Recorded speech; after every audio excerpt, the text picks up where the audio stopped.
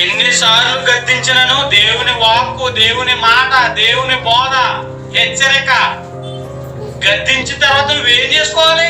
దేవుని మాట గద్దించిన తర్వాత నువ్వేం చేసుకోవాలి? నీ బ్రతుకుని సరిదిద్దుకోవాలి.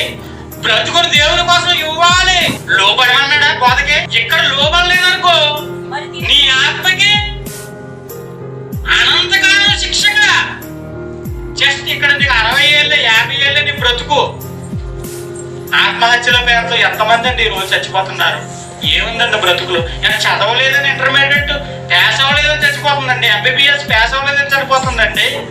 ఏంటండి ఆత్మహత్యల ఆంతర్యం?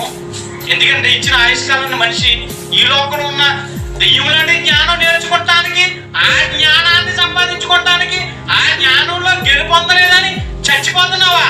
పంట పండలేదని రైతు చనిపోతున్నాడు. ఎందుకైనా దేవుడు నిన్ను పుట్టించింది? ఇదేనా ఈ ప్రపంచం?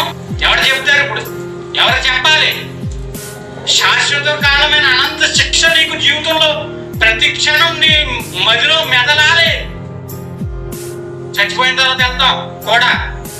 ఆ చనిపోయిన తర్వాత ఆ యొక్క ఏదైతే ఉందో ఆ చావును గురించిన జ్ఞాపకాలు. చచ్చిపోయాడు, రేపు నువ్వైనా కొన్ని మొత్తం నువ్వు వింతే అనే జ్ఞాపకం నీ మదిలో ఎప్పుడు మెదలాలి.